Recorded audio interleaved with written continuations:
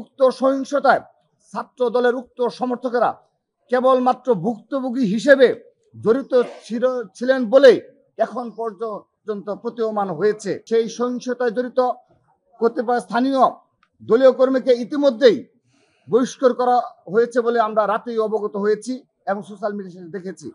তবে তাদের কেউই ছাত্র দলের সাথে জড়িত নন।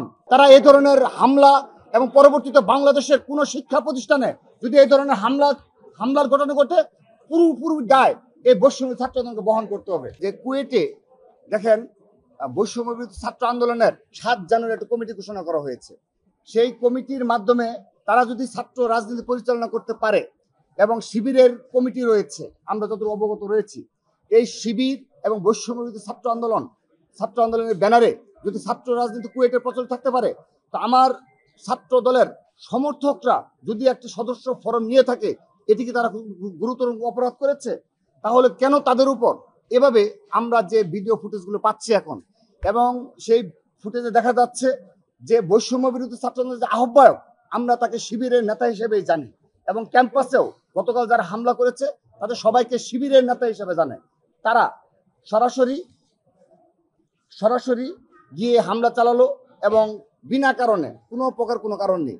তো তারা যদি এই ক্যাম্পাসগুলোতে ছাত্র রাজনীতি চালু রাখতে পারে, সেখানে ছাত্র রাজনীতি কেন করতে পারবে না?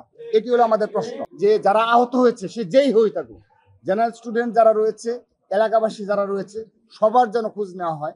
আমি আপনাদের এখান থেকে একটা আশ্বাস দিতে চাই, আমরা এখনো সেই জুলাই আগস্টের যে আন্দোলনের মাধ্যমে আমরা যে এক এবং ঐক্যবদ্ধ একটি ছাত্র সংগঠন হিসাবে সকল ছাত্র সংগঠনের সাথে এক এবং ঐক্যবদ্ধ বাংলাদেশ বিনির্মাণের আমরা যে অঙ্গীকার করেছি, আমরা সেই ঐক্য বজায় রাখতে চাই। কিন্তু এই বৈষম্য বিরোধী নামধারী যদি প্রতিটি বিভিন্ন ক্যাম্পাসে, অল্প কিছু সংখ্যক ক্যাম্পাসে, যেখানে গুপ্ত সংগঠনের নেতা কর্মীরা ক্যাম্পাসে ছাত্র রাজনীতি থাকবে না বলে যে অপপ্রচার চালায়, এবং সেজন্য তারা যে গ্রাউন্ড ওয়ার্কগুলো করে সোশ্যাল মিডিয়ায়, পরবর্তীতে যখন তারা ব্যর্থ হয় এবং ছাত্র দলের জনপ্রিয়তা বলেন, অপর ছাত্র সংগঠনের জনপ্রিয়তা বলেন, যখন ব্যর্থ হয়, তখন দেখা যাচ্ছে তারা শিবির হিসেবে আত্মপ্রকাশ করে।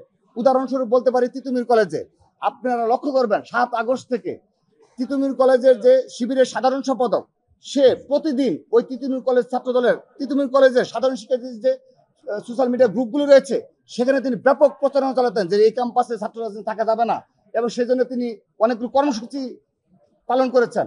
পরবর্তীতে এই কিছুদিন আগে যখন শিবিরের কমিটি ঘোষণা হলো, তাকে সাধারণ সম্পাদক করে শিবির কমিটি ঘোষণা করলো। অর্থাৎ শুধু তাই নয়, এই ঢাকা বিশ্ববিদ্যালয়ে এই রাজু ভাস্কর্যে আগস্টের পরে বেশ কয়েকটি কর্মসূচি পালন করার চেষ্টা করা হয়েছে, যদিও জেনারেল স্টুডেন্টরা এতে কোনো সাড়া দেয়নি যে ক্যাম্পাসে কোনো ছাত্র রাজনীতি থাকবে না। কিন্তু পরবর্তীতে শিবির যখন আত্মপ্রকাশ করলো, তাদের কমিটি ঘোষণা করলো, সেখানে দেখা যাচ্ছে সেখানে উল্লেখযোগ্য সংখ্যক এই যারা ক্যাম্পাসে রাজনীতি থাকবে না, তারাই শিবিরের নেতাকর্মী হিসেবে আবির্ভূত হচ্ছে। এরকম আমাদের বেশ কিছু ক্যাম্পাসে এক্সাম্পল আমরা পেয়ে যাচ্ছি।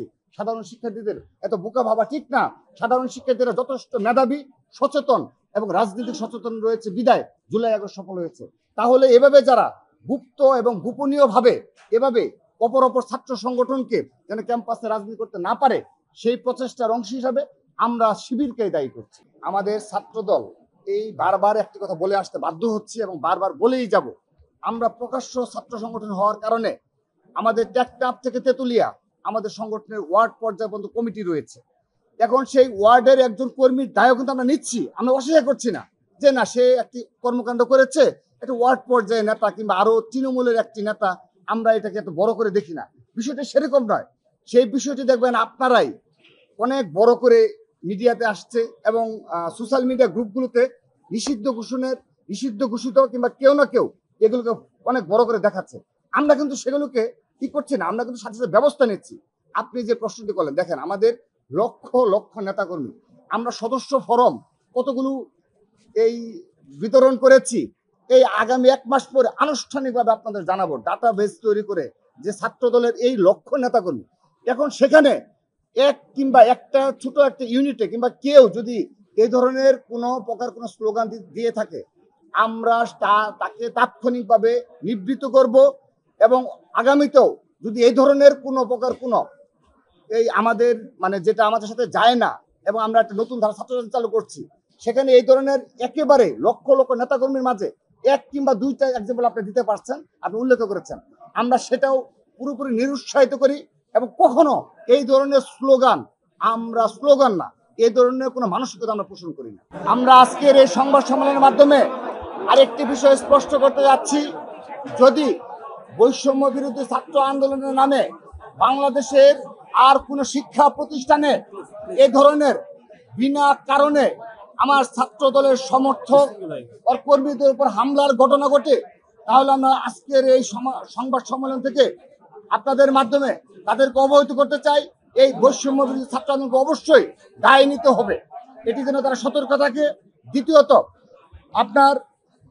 তারা আজকে একটা কর্মসূচি ঘোষণা করেছিল যে ভিডিও প্রদর্শন করবে।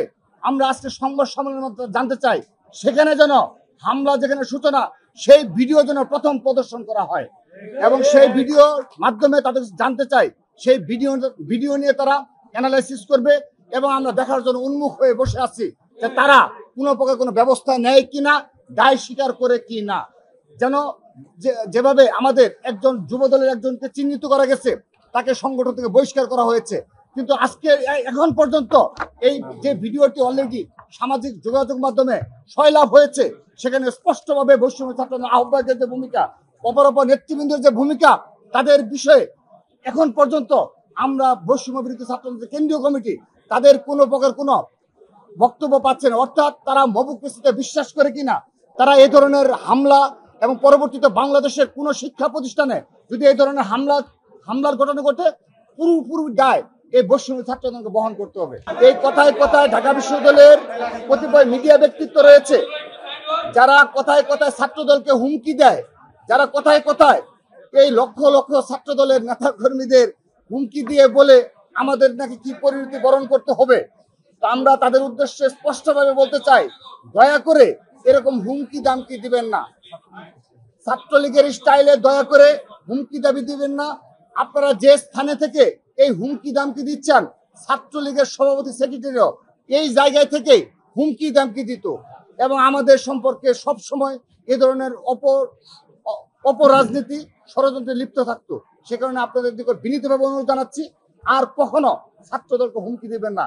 আপনারা যদি মনে করে থাকেন, একটা কথা স্পষ্ট বলতে চাই, যারা পারে তারা কখনো হুমকি দেয় না, তারা বারবার এভাবে সোশ্যাল মিডিয়া অপপ্রচার করে না।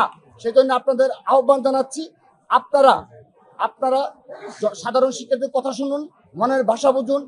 সেজন্য আমরা আবারও এই জুলাই আগস্ট আন্দোলনের যে ঐক্যবদ্ধ আমাদের একটি গড়ে উঠেছে গ্রুপ, আমরা সেটি বজায় রাখতে চাই, সহনশীলভাবে সবাইকে নিয়ে আগামীর বাংলাদেশ বিনির্মাণ করতে চাই।